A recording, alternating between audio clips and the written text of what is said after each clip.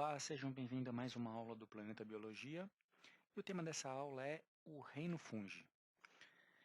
Aqui a gente pode ver, nessa figura, né, um cogumelo que, na verdade, é a parte visível do fungo e que nem sempre está presente no fungo, certo? É o corpo de frutificação que o fungo vai desenvolver essa estrutura, alguns tipos de fungos, porque nem todos os fungos desenvolvem um cogumelo, né? Essa é uma característica de fungos pluricelulares e nem todo fungo desenvolve essa estrutura que é o corpo de frutificação. Então a gente vai falar sobre essas e outras características agora no Planeta Biologia. Vamos lá? Bom, os fungos eles estão em todos os lugares do planeta Terra. Aí tem uma frase do Peter Haven que diz o seguinte: fungos estão literalmente em todos os lugares da Terra. O seu impacto ecológico não pode ser subestimado, pois, junto com as bactérias heterotróficas, são os principais decompositores da biosfera. Os decompositores são tão necessários à continuidade da vida quanto os produtores de alimento. Bom, os fungos são decompositores, ou seja, eles se alimentam de matéria orgânica morta. Eles são fundamentais para a reciclagem da matéria orgânica, certo? Sem eles, a matéria orgânica continuaria ali e não seria reciclada, não viraria, eles não voltariam a ser nutrientes, sais minerais e assim não poderia ser utilizado por outros seres vivos. Isso também vai causar um problema, certo? Se você bem sabe, se você deixar um alimento muito tempo fora da geladeira ou até mesmo dentro da geladeira, esse alimento vai estragar, principalmente pela ação dos fungos e das bactérias. Bom, os fungos são seres eucariontes, certo? Já falamos bastante sobre isso aqui no site. Se você ainda não acompanhou as primeiras aulas, vai lá e dê uma olhada. Mas só relembrando aí, eucariontes são seres vivos que possuem uma membrana nuclear. Essa membrana nuclear vai proteger o material genético, certo? O DNA. Os fungos podem ser uni ou pluricelulares, possuem uma parede celular constituída pelo polissacarídeo quitina. Se você estudar insetos, você vai ver que o exoesqueleto dos insetos também possui em sua estrutura a quitina. Os pluricelulares são formados por células alongadas que formam estruturas filamentosas chamadas hifas. A gente vai dar uma olhada aí nas hifas também, o que são essas hifas. As hifas se entrelaçam formando o micélio, ou corpo do fungo, certo? Então o corpo do fungo vai ser formado pelo micélio. E o que é o micélio? São filas, filas não, desculpe, são hifas entrelaçadas, no caso dos pluricelulares. Os fungos são heterotróficos aclorofilados. Significa dizer que eles não possuem clorofila, ou seja, eles não possuem a capacidade de fazer fotossíntese, e são heterotróficos, ou seja, eles se alimentam de matéria orgânica. Eles precisam ir à busca de matéria orgânica. Eles não são capazes de produzir sua própria matéria orgânica. Possuem o glicogênio como carboidrato de reserva. Nós, seres humanos, também armazenamos, a gente transforma todo tipo de açúcar em glicogênio, certo? Assim como os fungos também fazem isso. A maioria é saprófita.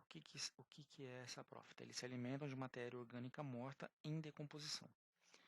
A digestão é extracorpórea e nutre-se por absorção. Eles eliminam enzimas digestivas extracelularmente e absorvem o material digerido. Ou seja, essa digestão não vai acontecer dentro da célula ou dentro do corpo do fungo.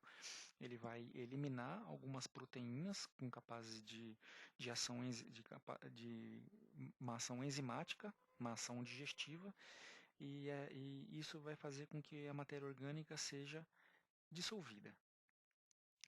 Para os fungos se desenvolverem, é necessário haver umidade, pois a água é o veículo de transporte dos nutrientes digeridos pela célula fúngica.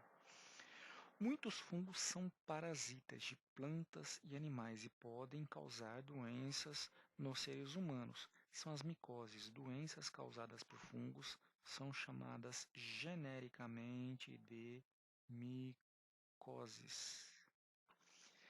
A sua reprodução pode ser tanto assexuada quanto sexuada. O habitat, né, onde eles são encontrados, podem ser encontrados tanto em ambientes terrestres e úmidos, sombreados e também em ambientes aquáticos. Bom, vamos dar uma olhada aqui na estrutura, né, de um fungo pluricelular. As hifas são estruturas típicas de fungos pluricelulares. A hifa, tá vendo? Essa estruturinha aqui, ó, esse filamento aqui separado, né, isolado, um filamento desse é a hifa. O conjunto dessas hifas vai formar o micélio, certo? O conjunto dessas hifas se entrelaçando formará o micélio. E também vai formar o corpo de frutificação, aquilo que a gente chama de cogumelo. E na parte inferior aqui, ele vai formar também estruturas produtoras de esporos que o fungo vai utilizar na sua reprodução sexuada. Bom, as hifas surgem a partir dos esporos e crescem juntas e emaranhadas, constituindo uma massa filamentosa denominada micélio. Nos fungos, o micélio pode ficar escondido abaixo da superfície do substrato, né, do solo, formando um micélio extenso. Um fungo ele pode ser bastante grande, viu, galera? Um fungo, quando a gente vê esse corpo de frutificação, ele pode estar ali dominando uma área bem grande do solo. Ou também ele pode aparecer, né, o micélio ele também pode aparecer na superfície, caso em que as hifas formam estruturas complexas denominadas corpo de frutificação, como ocorre nos cogumelos e nas orelhas de pó, certo? Essa é a parte mais conhecida do fungo, aquela parte mais visível. Tem um bolor também, que a gente vai falar daqui a pouquinho. Pronto, bom, aqui está o corpo de frutificação. Todas essas estruturas são corpo de frutificação. Tomando como exemplo aqui, ó, esse corpo de frutificação, essa é somente a parte visível, certo? Esse corpo de frutificação, aqui no solo, todo o solo, ele vai estar, o fungo vai estar por ali também, certo? É que a gente não pode ver essa parte, mas ele vai estar por ali. Como você pode ver, né, existe uma diversidade bastante grande. Aqui são alguns exemplos do corpo de frutificação. Bom, aqui a gente vai dar uma olhada nas hifas. As hifas a gente pode dividir elas basicamente em aseptada ou septada. A septada é que ela não possui septos, como aqui, né? Ó, a gente pode ver septos delimitando aí o núcleo, uma célula dicariótica. Os septos não são completos. Os poros permitem o movimento de organelas e outros materiais dentro da célula, certo? Então, esses poros vão facilitar o transporte dentro dessas hifas. Aqui falando ainda em relação às hifas, a gente tem núcleos haploides geneticamente diferentes dentro da mesma hifa. O que significa núcleo haploide? Significa que aqui possui um material N e aqui possui outro material N, que são diferentes. No caso, um núcleo masculino e um núcleo feminino. Aqui a gente pode ver as hifas compactadas no corpo de frutificação, no cogumelo, né, formando o micélio no corpo de frutificação.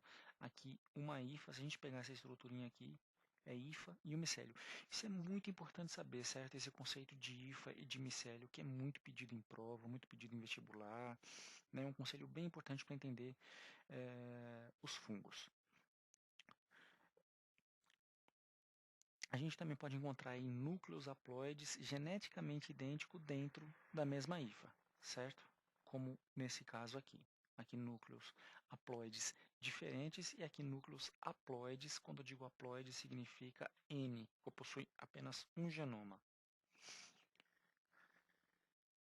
Bom, dando uma olhada em fungos unicelulares, como eu disse lá no começo, né, os fungos podem ser tanto pluricelulares quanto unicelulares. Então, no caso dos unicelulares, são formados por uma única célula, como o próprio nome diz, e aí, diferente dos pluricelulares, eles não vão formar hifas nem micélios. né, já que essa é uma característica exclusiva dos fungos pluricelulares. Geralmente possuem uma forma ovalada ou esférica e são chamadas genericamente de leveduras. Muitas realizam fermentação na ausência de oxigênio. Reproduzem assexuadamente por brotamento, mas também podem se reproduzir de forma sexuada. E o principal representante aí a gente tem a Saccharomyces, a levedura de cerveja, certo? Que é utilizada para várias coisas aí. Esse tipo de fungo é utilizado largamente na culinária, na produção industrial.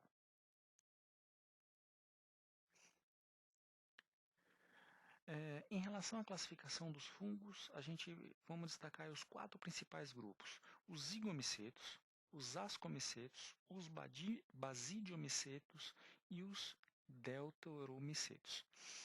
Se você estiver assistindo essa aula lá no Planeta Biologia, não sei se você está no YouTube ou está no site, mas aí no site tem uma descrição, certo, de cada um desses grupos, certo? Então você pode ir lá no site para você ver de forma mais detalhada. Numa próxima aula, para me não alongar muito, eu vou falar um pouquinho das características com mais detalhe de cada um desses grupos de fungo, certo?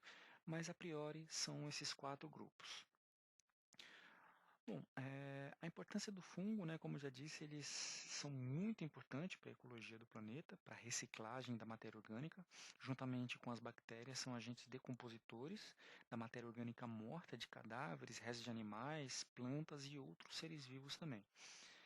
É,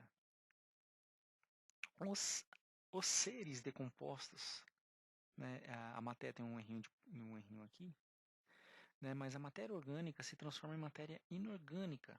E esses componentes inorgânicos são utilizados pelos produtores na produção de nova matéria orgânica, ou seja, são importantíssimos na reciclagem da matéria orgânica. Também na gastronomia, eles são largamente utilizados. Existem aí cerca de 20 tipos de cogumelos que são utilizados na alimentação humana. O champignon talvez seja o mais conhecido, o shiitake também. É um dos mais cultivados e possui um grande valor econômico, tem até pizza de champignon. Enfim, a levedura, a Saccharomyces, como disse no slide anterior, é empregado na fabricação de bebidas alcoólicas e na produção de fermentos. E aí, o fungo Penicillium, certo? Esse fungo aqui, ó, que vai dar origem à penicilina, Penicillium roquefort e o camembert, são muito utilizados também pela indústria farmacêutica. Inclusive, esse fungo causou uma revolução na medicina do século passado, do século XX, quando através dos fungos foram criados os primeiros antibióticos. Eles também, os fungos também eles vão causar doenças que são as micoses. As principais micoses a gente pode citar aí a candidíase, certo? Causada pela Candida albicans. É, pode ela vai causar sintomas aí, principalmente na língua e nos órgãos genitais, certo? No feminino. O homem também pode ter a candidíase, mas ela não vai se manifestar. No caso da mulher, ela vai se manifestar. O sapinho, que acontece na boca, é provocado também pela Candida albicans. E na boca ela vai ser chamada popularmente de sapinho. A gente tem também a frieira. As frieiras são micoses. Enfim, uma série de micoses, certo? Pano branco, entre outros, que são micoses. O próprio nome vem de micélio, que são doenças causadas por fungos. Nas plantas também a gente pode citar a ferrugem, que é muito comum em plantas, certo? Ela vai provocar uma doença nessas plantas e as plantas não vão conseguir realizar fotossíntese e vai perder produtividade. O esporão do centeio, causado por um fungo parasita que ataca o centeio, do qual se extraem diversas substâncias de uso medicinal, certo? Também é um fungo que pode ser alucinógeno e é utilizado para fabricar o LSD. Como eu disse aí, utilizado na produção de antibióticos, né, como ele causou uma revolução na medicina, o fungo do gênero Penicillium. A gente também pode citar aí algumas formações mutualísticas, que são os casos das micorrizas, que são associações mutualísticas entre fungos e raízes de plantas. O fungo vai obter aí das raízes açúcares e aminoácidos e em troca fornece sais minerais do solo que são fundamentais para o crescimento da planta. Tem também os líquens, eu disse isso na aula lá de protistas, né, com associação com as algas. São organismos resultantes de associações mutualísticas entre fungos e algas ou entre fungos e cianobactérias também. As algas e cianobactérias vão realizar a fotossíntese e fornecer ao fungo glicose e os fungos retribuem disponibilizando matéria inorgânica necessária para a ocorrência da fotossíntese. Bom, era isso aí que eu tinha para dizer, certo? Essa aula chegou ao fim. Se você gostou dessa aula, você dá um joinha aí se você estiver lá no YouTube, se inscreva no nosso canal, a gente está sempre colocando novas aulas. Dá uma olhadinha nessa aula também lá no Planeta Biologia. Essa aula, esse slide lá está um pouquinho mais completo. Se você quiser passar esse slide em sua aula ou em seu seminário, ele está disponível para você poder utilizar, ok? Qualquer dúvida, poste aí nos comentários, seja no YouTube, seja no Planeta Biologia. Valeu, até mais, até a próxima e a gente se vê por aqui.